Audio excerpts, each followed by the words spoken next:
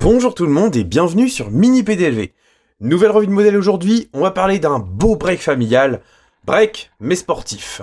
Voici donc la Volkswagen Passat R36 d'automobile à l'échelle 1/18e, une miniature sortie en mars 2022. Comme d'habitude, vidéo en 3 parties. D'abord, on la découvre en musique, si le plateau va bien se lancer. Deuxième partie, je vous parle un petit peu de l'histoire de la Passat R36. Troisième partie, on analyse cette belle miniature. On commence en musique, go!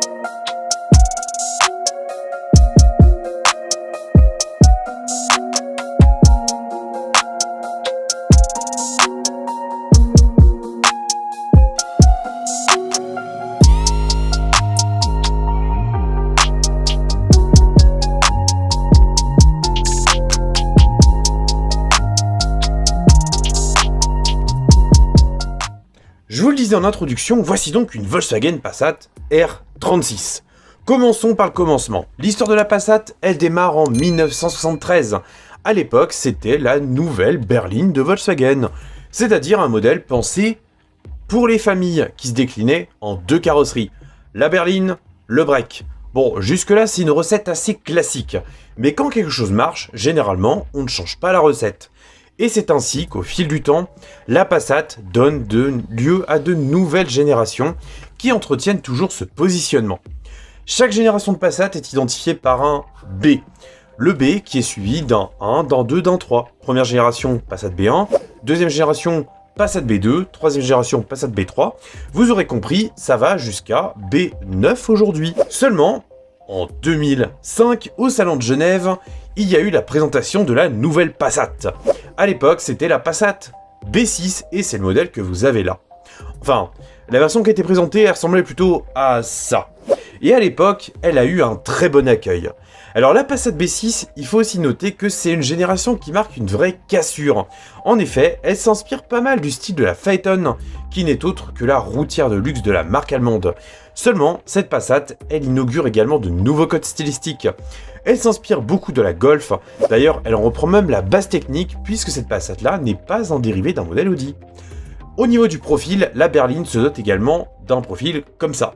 On notera qu'il n'y a plus de vitres de custode, désormais on n'a plus que 2 glaces sur la berline. Encore une fois, ça dessine un nouveau profil. Et finalement cette Passat-là, c'est un petit peu la Passat du renouveau. À l'époque, en 2005, on est en pleine dieselisation. Les moteurs TDI se vendent à foison. C'est bien simple, je pense que au moins les 3/4 des Passat vendus de cette génération-là sont des mazout. Parce qu'à l'époque, on était même encouragé à en acheter avec le fameux bonus écologique calqué uniquement sur les émissions de CO2. Pour autant, la Passat, elle a connu également des versions assez intéressantes. Elle avait pas mal de moteurs essence au catalogue et la gamme était coiffée par cette version R36. Il y avait également eu des versions 4Motion, c'est-à-dire dotées de la transmission intégrale avec un système Haldex, c'est-à-dire que la puissance passait d'abord sur les roues avant et que l'arrière ne venait que pour épauler l'avant quand il y avait une perte de contrôle ou alors qu'on voulait ressouiller comme un gros porc. La Passat R36, c'est donc la déclinaison sportive de la Passat. Et ce nom-là, il est directement inspiré de ce qu'on a trouvé sur la Golf. Sur la Golf, on avait la Golf R32. Sur la Passat, on a la Passat R36, pardon, je vais y arriver. Tout cela, ça a une signification. Déjà, les logos R36, on les trouve à la fois sur la calandre, mais également sur le popotin. D'ailleurs, on n'a même pas de logo Passat, on a juste le logo R36. J'aime bien. Le R, chez Volkswagen, ça symbolise qu'il y a de la puissance. Et en effet, c'est plutôt le cas, puisque cette Passat délivre pas moins de 300 chevaux. Enfin, un tout petit peu moins puisqu'elle est donnée officiellement pour 299 chevaux. Mais on va pas pour chipoter pour un cheval. Et le 36 signifie tout simplement qu'on est sur une cylindrée de 3,6 litres. Alors ouais, c'est quand même plutôt une belle cylindrée. C'était un moteur en fait VR6 de 3,6 litres donc, atmosphérique, ce qui explique un petit peu cette grosse cylindrée, et le tout passé au sol avec la nouvelle boîte DSG6, une boîte automatique à 6 rapports, plutôt réactive, qui était donc proposée de série sur cette Passat R36. En matière de style, rien de folichon, mais on avait des pare-chocs avant, et arrière, qui étaient spécifiques, un peu plus ajourés.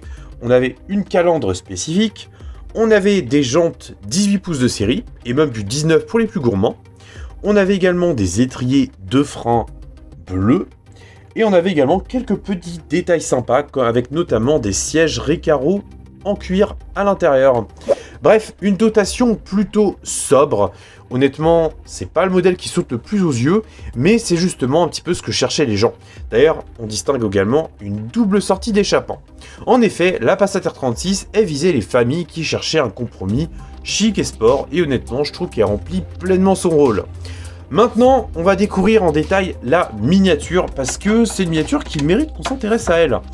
Allez, on fait comme d'habitude, on la découvre avec le smartphone. Allez, on commence par le petit museau. Donc on est donc sur la Passat R36, un petit peu la Passat du renouveau, avec pour la première fois des optiques qui sont bien dessinées, avec même une petite courbure sur la partie basse, ce qui donne un look bien plus moderne. Honnêtement, par rapport à la vieille Passat B5, il y a quand même un sacré gap esthétique. On a également un pare-choc qui est bien dessiné avec des grilles qui sont très horizontales, mais on a un petit décroché plutôt sexy sur la partie basse. Honnêtement, c'est une partie que j'aime bien. Alors, chez Auto, ils ont fait un modèle de couleur noire. C'est sobre, c'est élégant, mais c'est pas ce qui fait ressortir le plus les couleurs. Malgré tout, le modèle a quand même plutôt fière allure. Les optiques à fond noir sont plutôt jolies et les points de fixation n'apparaissent pas. Donc, c'est plutôt une bonne nouvelle.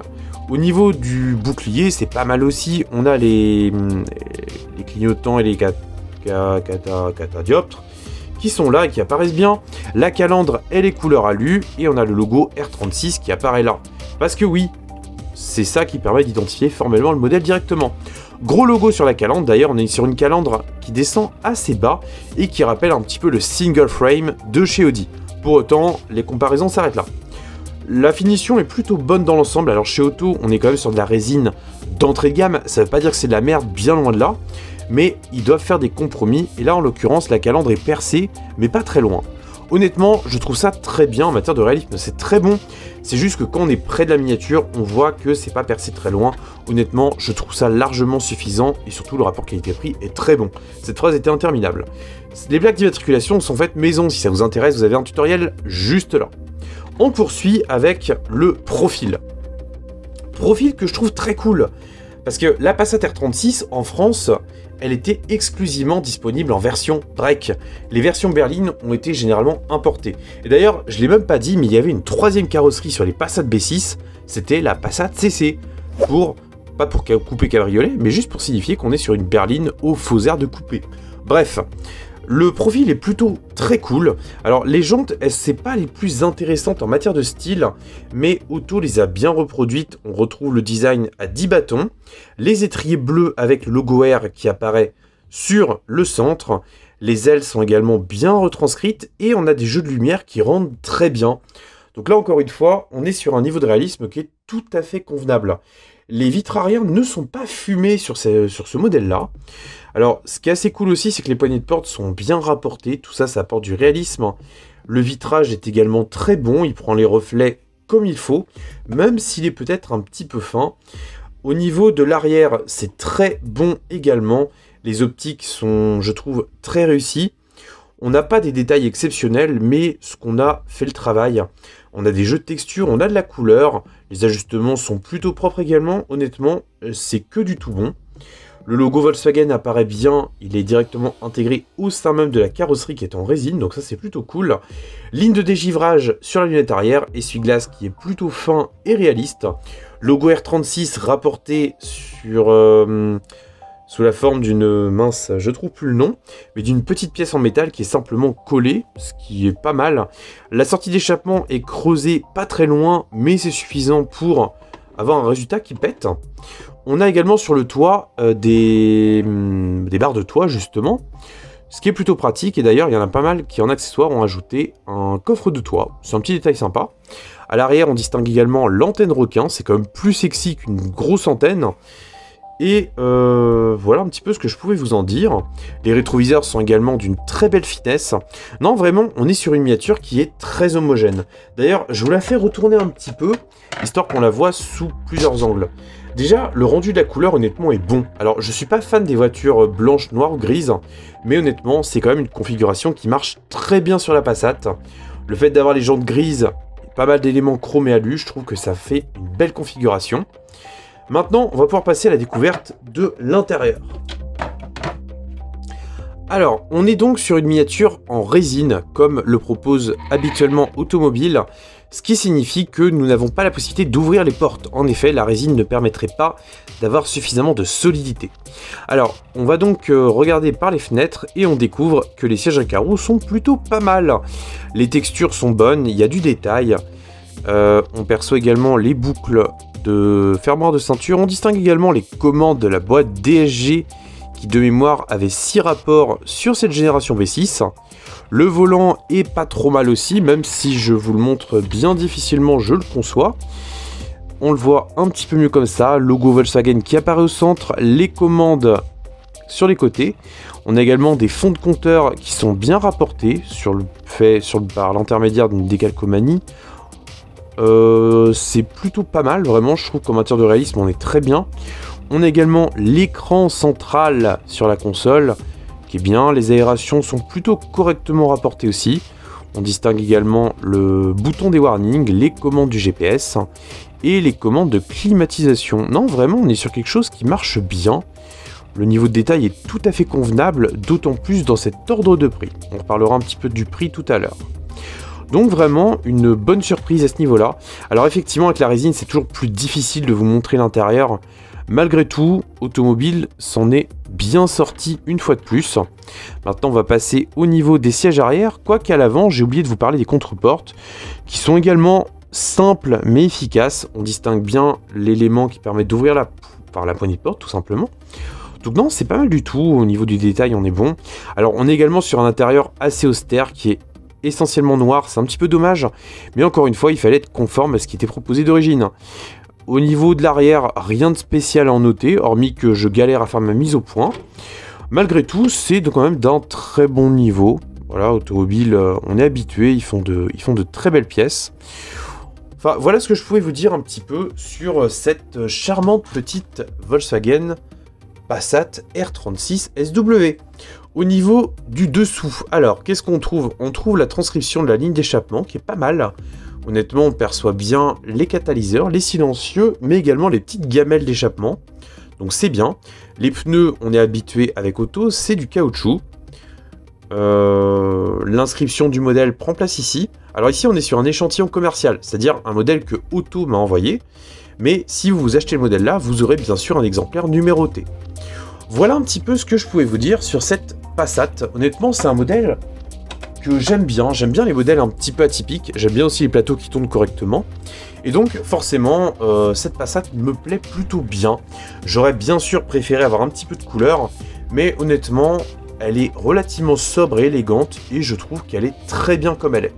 Si vous voulez l'acheter, sachez que c'est une miniature un petit peu lourde, mais vous pouvez également la trouver sur des sites de seconde main. On la trouve généralement autour des 70 à 80 €, ce qui reste un prix largement acceptable pour une miniature de cette qualité et surtout exclusive. D'ailleurs, si vous aimez les Passat, sachez qu'il y a quelques temps, j'avais présenté la Passat W8 de DNA. C'est un modèle qui était de la génération d'avant celle-ci, mais qui avait clairement aussi un intérêt puisque c'était un modèle complètement délirant. Vraiment, Volkswagen a su faire des bagnoles quand même vachement cool. Sur ce, j'en ai terminé avec cette petite vidéo, j'espère que ça vous aura plu. N'hésitez pas à me dire en commentaire ce que vous en avez pensé. J'ai hâte de vous lire et d'échanger avec vous. Sur ce, prenez soin de vous et de votre famille. Conduisez pas comme des pirates, surtout en ville. Salut!